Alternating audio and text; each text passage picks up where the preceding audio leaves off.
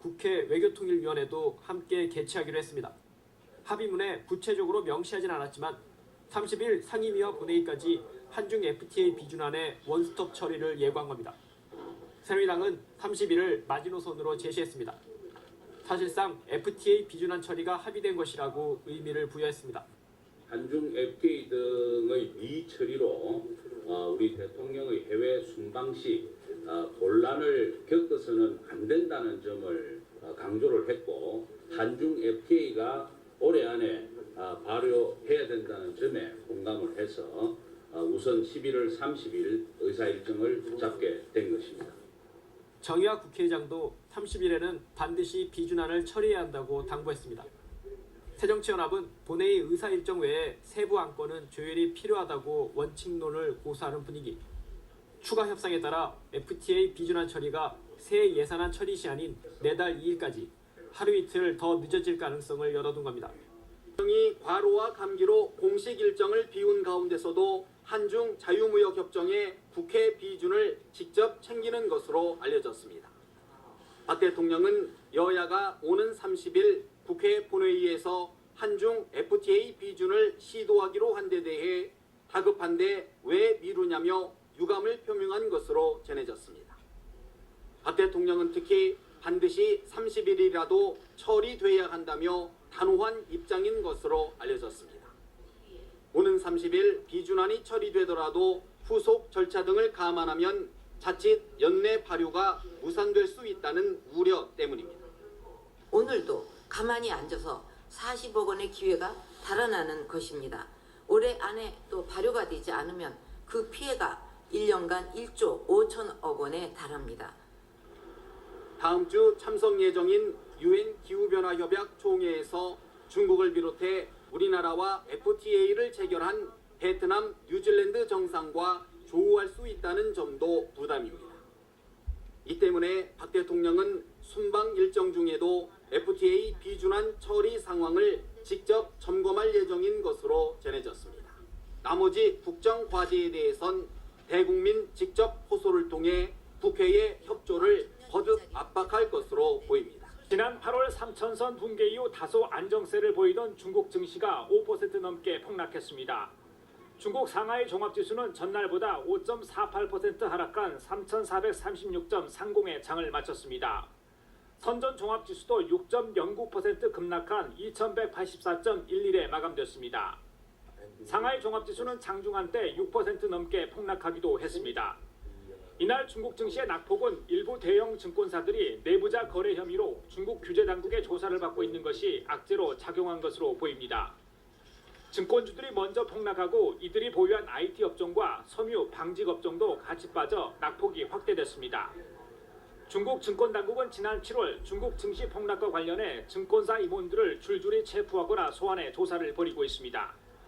또 이날 발표된 10월 중국 주요 제조업 이윤 하락폭이 예상보다 확대된 것도 증시에 영향을 미쳤습니다. 하지만 일각에서는 중국 당국의 금리 인하와 재정 지출 확대 등 다양한 경기 진작책에도 불구하고 경기가 나아지지 않고 있는 상황이 증시에 반영된 것 아니냐는 분석이 나옵니다. 특히 중국 증시 관계자들은 다음 달 미국 연방준비제도의 금리 인상 가능성으로 투자 심리가 나빠진 상태에서 여러 악재가 복합적으로 작용한 것으로 판단했습니다. 서울대학교 빈소를 찾은 조문객이 각각 20만여 명과 3만 7천여 명이라고 밝혔습니다. 행자부 국가기록원은 국가장 과정에서 생산된 기록물 현황을 다음 달 초까지 파악한 뒤 연말까지 각 기관으로부터 이관을 받을 계획입니다. 로스쿨에 다니는 아들이 졸업시험에 떨어지자 원장을 만나 구제 방법을 물은 신기남 의원. 부모로서 상담을 하려고 찾아간 것뿐이라고 해명했지만 논란을 잠재우지는 못했습니다. 새정치연합은 윤우덕 의원이 로스쿨을 졸업한 딸의 취업 청탁으로 문제를 일으킨 지 3개월 만에 또다시 비슷한 논란이 일자 곤혹스러운 분위기입니다. 원래 신 의원의 요청을 받아들여서 사퇴 추이를 보고 대응하려 했지만 입으로만 혁신이라는 비판 여론이 고개를 들자 결국 내부 조사에 착수했습니다. 새누리당은 신 의원의 처신이 부적절했다면서 새정치연합이 이번 사건의 진실을 밝혀야 한다고 촉구했습니다. 의혹으로 곤욕을 치른 터라 공세 수위를 조절하는 모습입니다. 경찰은 전농이 다음 달 5일 서울 도심에서 열겠다고 신청한 2차 총궐기 집회를 불허할 방침인 것으로 알려졌습니다. 주최 측은 평화 집회를 약속했지만 지난 14일 1차 민중 총궐기 집회와 마찬가지로 폭력 시위로 흐를 가능성이 있다고 판단하는 겁니다. 경찰 집계 결과 1차 총궐기 집회 당시에는 차량 50대가 파손되고 경찰관 110여 명이 다쳤습니다.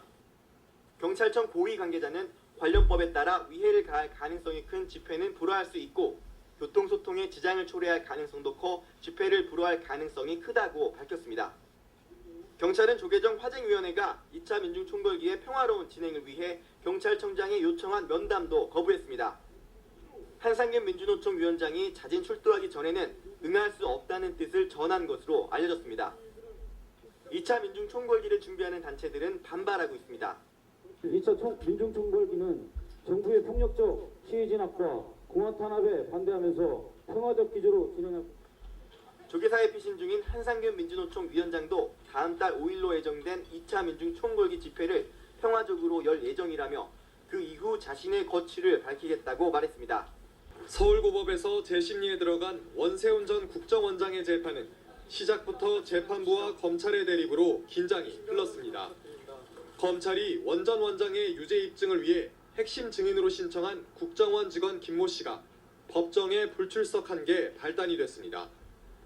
재판부는 김 씨가 불출석 사유서를 냈고 1심에서 2차례나 증인 신문을 받았다며 김 씨의 증인 채택을 취소했습니다.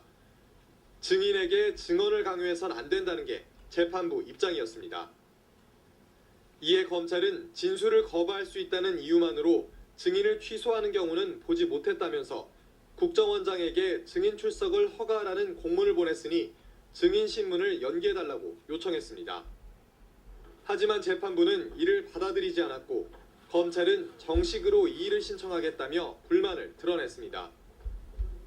늑장 보고하고 제대로 대처하지 못한 군 간부들은 좌천되거나 해임된 것으로 파악됐습니다.